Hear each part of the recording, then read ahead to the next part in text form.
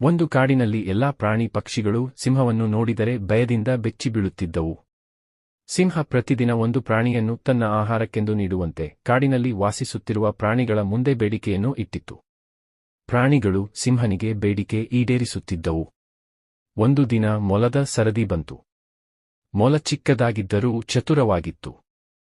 ಮೊಲ ತನ್ನ ಸರದಿಯಲ್ಲಿ ಸಿಂಹನ ಬಳಿಗೆ ಹೋಗಬೇಕೆಂದು ಹೊರಟಿತು. ಆದರೆ ಮೊಲವು ದಾರಿಯಲ್ಲಿ ಆಲೋಚಿಸಿಕೊಂಡು ಉಪಾಯವನ್ನು ಹುಡುಕುತ್ತಾ ಸಿಂಹನ ಬಳಿಗೆ ನಿಧಾನವಾಗಿ ತಲುಪಿತು.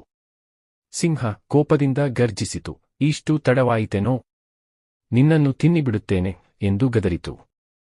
ಮೊಲ ಭಯವಿಲ್ಲದೆ ಉತ್ತರಿಸಿತು, ಕ್ಷಮಿಸಿ ಮಹಾರಾಜ, ನಾನು ನಿಮ್ಮನ್ನು ದಾರಿ ತಪ್ಪಿಸುತ್ತಿಲ್ಲ. ನಾನು ಬರುತ್ತಿದ್ದಾಗ ಇನ್ನೊಂದು ದೊಡ್ಡ ಸಿಂಹ ನನ್ನನ್ನು ತಡೆಯಿತು. ಅದು ನಾನು ಈ ಕಾಡಿನ ಒಡೆಯನೆಂದು ಹೇಳಿತು. ಹಾಗಾಗಿ ನಾನು ನಿಮ್ಮಲ್ಲಿಗೆ ಬರುವುದು ತಡವಾಯಿತು.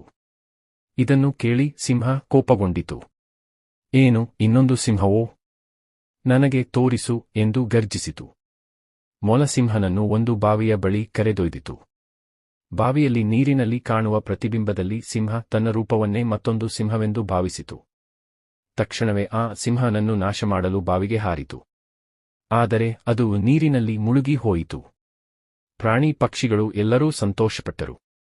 ಚತುರ ಮೊಲ ಸಿಂಹನ ಅಹಂಕಾರವನ್ನು ಬಳಸಿಕೊಂಡು ಎಲ್ಲರ ಜೀವವನ್ನು ಉಳಿಸಿತು. ನೀತಿ: ಬುದ್ಧಿಯ ಬಳಕೆ ಶಕ್ತಿಯನ್ನು ಜಯಿಸಬಲ್ಲದು.